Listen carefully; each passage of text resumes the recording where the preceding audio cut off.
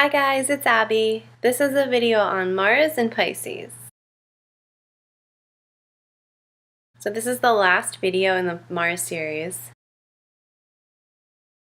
I wanted to show you guys this necklace. It's the zodiac. It's kind of out of order for some reason because Aries is supposed to be the start. We're the start. So I'm going to start with Mars in the natal chart. It's kind of your inner caveman, so it's your sexuality, it's your fight or flight instincts. Mars in Pisces is kind of a conundrum because Mars is action and Pisces is kind of inaction at its best.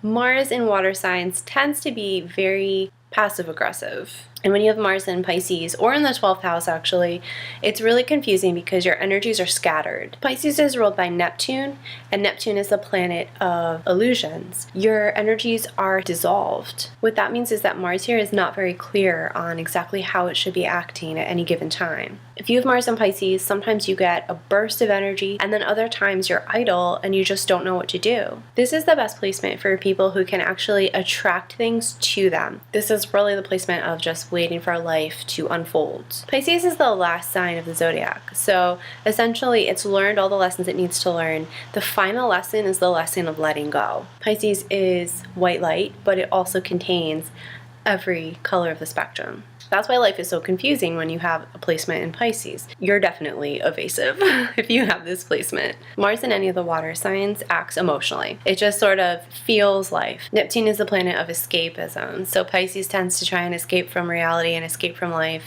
And it doesn't help that Pisces has this sort of ideal version of the world. The best action that you can take, like real actual action, is when you help people, when you help humanity, when you try to heal other people. Pisces has the most empathy of all the signs, so that means that it can really truly put itself in other people's shoes without having to actually walk them. Some of the most evil people in the world can be Pisces, and it's just because they can see the point of view of every single person out there. With Mars and Pisces, you do have to watch out for going a bad way, being too evasive, escaping into drugs and alcohol. You really have to try and keep yourself on a higher ground, and one way you can do that is to give back because you have so much natural compassion. This placement can get angry if somebody who they love or if somebody who is, say, like weaker, like an underdog, is under attack. Pisces is surprisingly aggressive when they're protecting someone they love. But for the most part, this placement's going to be really mild-mannered, really gentle. These are the type of people that might even be accused of being lazy. Something I've noticed with people with both Mars in Pisces and Mars in the 12th house, they'll just sort of make little like movements that are kind of like, oh, you first, you're of another world. But you can be really good at things having to do with Pisces, like swimming.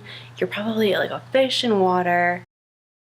If you have this placement already in Pisces, you can tend to get very overwhelmed, emotionally and energetically overwhelmed because you're constantly taking in energy. You have to learn to release that. When you have this placement, you have to learn to physically get that energy out of your body. Ways you can do this are like meditation, yoga, swimming would be good, or just floating in bodies of water. Tai Chi maybe. They allow you to meditate while you do them. Probably wouldn't be very drawn to like competitive sports. This usually isn't a very aggressive, competitive placement. You need somewhere to focus your creative energy because you are a highly creative individual. Pisces is the sign of visualization because Neptune is all about perfection and visuals and faith in the unseen.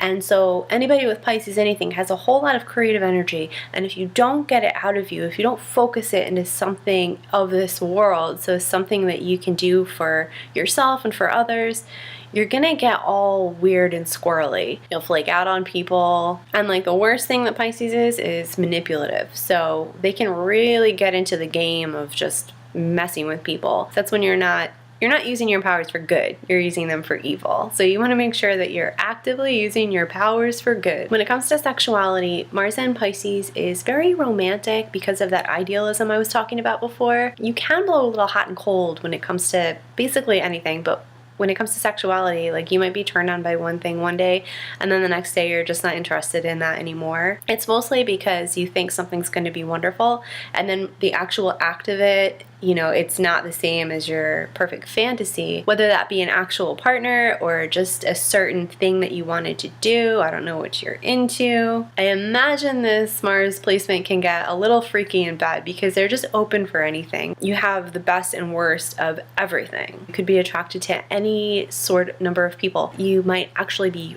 super attracted to people that are spiritual, maybe downtrodden in a way, because Pisces has this victim martyr thing. You might play roles with people whether you realize it or not, where you're the savior one day and then you're the victim the next day. Something that's really important for you is to keep borders and boundaries. Like, make boundaries for yourself because it doesn't come naturally for you. Perhaps assert yourself. You're really going to want to know what you do and don't like. In a way, though, you kind of enjoy being taken out of yourself and just completely absorbed into somebody else's world. So that's Mars in Pisces. If you have any questions or comments on this video, let me know. Bye.